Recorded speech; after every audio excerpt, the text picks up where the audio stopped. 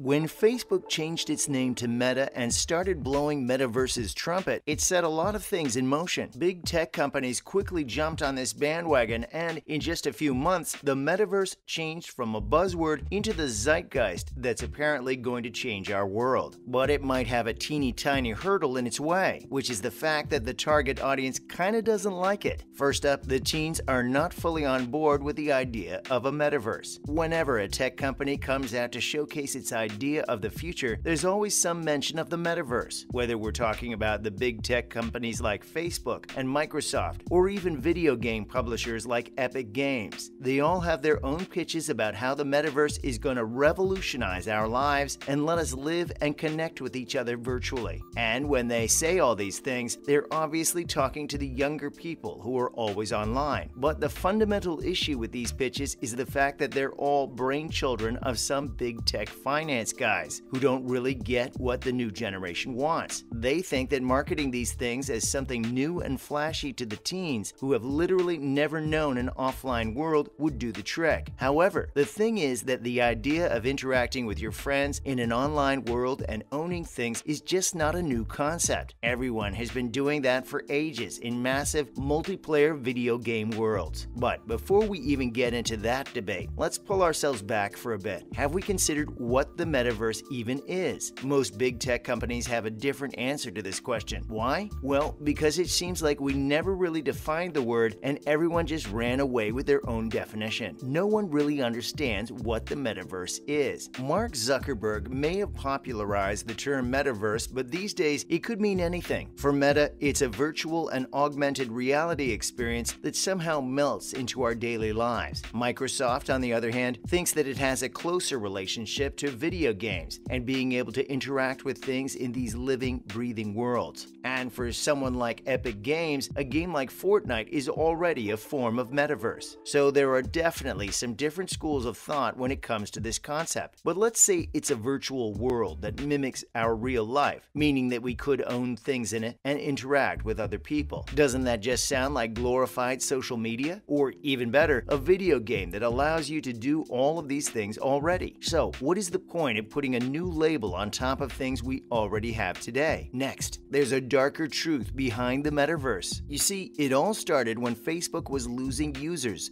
on its platform and had to pivot hard to find other ways of monetizing content. And frankly, Zuckerberg's version of the metaverse doesn't sound anything more than a cash grab. It is just a less interesting version of VR chat, a game that has been going strong for many years, by the way. But what sets it apart from that game is the ability to buy overpriced NFTs, virtual real estate, avatars, and other cosmetic stuff. Now, we're all for customization in our virtual worlds, but the way that these are being implemented in the quote-unquote metaverse is super exploitative. Not only do these NFTs lose value if the platform doesn't take off, but they also run the risk of being hacked away, which brings us to our next point. But the metaverse is not secure at all. In the short span of time that we've had things like NFTs and digital assets within a metaverse, we've already seen tons of stories about people losing their life savings. Despite blockchain's promise of impenetrable security, we've seen people lose millions to something as simple as a phishing scam. So when you buy an expensive digital asset like a virtual house in the metaverse, you run the risk of losing it. Not only that, but since these NFT transfers are done over the blockchain and are decentralized, it can be incredibly hard and sometimes almost impossible to recover your lost items. But then again, going through all these steps just to get a house in a virtual world sounds kind of dumb at the same time. Why does it have to be an NFT, which is nothing but a glorified receipt? Not only that, but the concept of digital scarcity just falls apart super fast when you think about it for more than 2 minutes. Also, the fact that everything you own is hosted on servers also makes it a risky investment. For instance, if a company that's running your favorite metaverse goes under and shuts down those servers, then you're essentially left with nothing. Now, real-world issues can crawl into these digital worlds. We know how prevalent cyberbullying is on social media and multiplayer games. And sadly, despite our efforts to curb these issues, there doesn't really seem to be a solution to this problem. Now, anyone who markets the metaverse describes it as a safe haven from the real world, a place where you can just forget about everything else and relax with your friends. But the thing is that by nature, the metaverse is bound to inherit the same problems as social media. so you'll find tons of trolls, harassment, bullying, and many other vile things on it. And again, much like other online platforms, the metaverse probably won't have any foolproof solution for these issues either. But we already have a metaverse. It's called video games. But enough about how the metaverse is financially exploitative and unsafe. These things might not even matter in the end, because the fact is that the metaverse is just not attractive. Now, when we say attractive, of course, we mean as a whole proposition, including everything that it promises. But even more than that, we just mean that it's unattractive in its physical makeup. You see, everything that we've seen about the metaverse thus far has been extremely plain and boring. If you've had a chance to look at Meta's presentation of its concept, it's all plain textures and low polygon stuff that looks like something out of a PlayStation 1 game, except for the fact that it's painfully dull and does not even have the PS1 style or flair to it at all. Also, teens just don't vibe with Facebook anymore